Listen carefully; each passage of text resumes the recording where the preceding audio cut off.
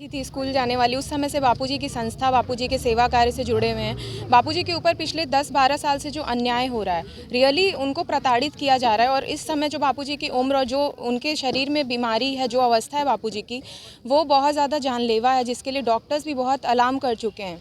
लेकिन बापूजी को एक सिंगल डे का भी पैरोल नहीं दिया जा रहा है। क्या बापूजी से इतना ज़्यादा अमानवीय व्यवहार आपको नहीं लगता है कि ये नेशनल इंटरनेशनल साजिश है? तो इसलिए हम मांग करने आए कि बापूजी के हेल्थ के इशू को देखते हुए, उनकी जो सीरियस प्रॉब्लम है हेल्थ की, उसको देखते हुए उनको पैरोल मिलना चाहिए, उनको बेल मिलना चाहिए। ये आप कैसे कह सकते हैं? कुछ आपके पास सबूत है? बिल्कुल है, हमारे पास एविडेंस बिल्कुल है।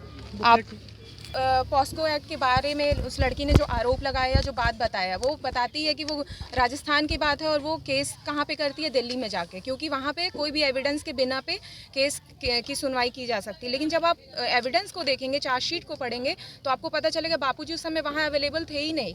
वहाँ बापूजी उस समय किसी दूसरे फंक्शन में थे।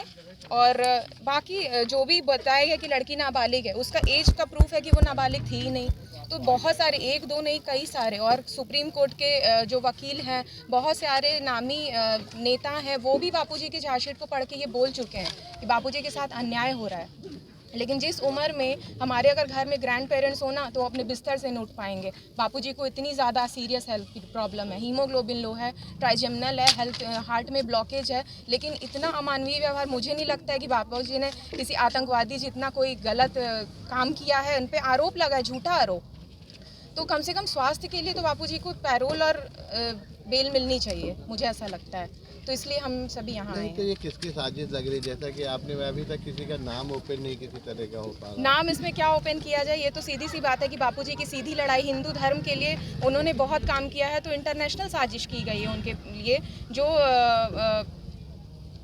ईसाई मिशनरियाँ थी, उनका नुकसान हुआ है। तो मुझे लगता है कि ये इंटरनेशनल साजिश बापूजी के लिए की गई है। और अब जो बेल नहीं मिल रहा है, तो मुझे लग रहा है कहीं बापूजी के जान को तो खतरा नहीं है, वो लोग बापूजी के प्राण के पीछे तो नहीं पड़े हैं, जो उनके ट्रीटमेंट के लिए भी उनको छुट्टी नहीं, बेल नहीं मिल रही है। जैसा कि कहा जाए, बाबूजी के बाद भी बहुत से ऐसे संत हुए हैं जिन्हें ऐसे केसेस हैं, उनको पेरोल मिल गया है। एग्जैक्टली, सिर्फ संत की बात नहीं है, बहुत सारे लोग ऐसे हैं, नन ऐसे पादरी हुए हैं, बहुत सारे नेता ऐसे हैं। तो उन लोगों के साथ उनको छूट दी जाती है, उनको उनके ट्रीटमेंट के लिए या कुछ भी होता है तो उनको बेल मिलती है, पैरोल मिलता है। लेकिन बापूजी को क्यों नहीं पैरोल मिल रहा है? हम लोग फीमेल्स हैं, हम लोग यंग एज के हैं। आपको लगता है कि एक लड़की की बात को सुन के, और हम सारी जो यहाँ पे हज़ारों लाखों लड़कियाँ हैं, हम सब झूठ बोल रहे हैं?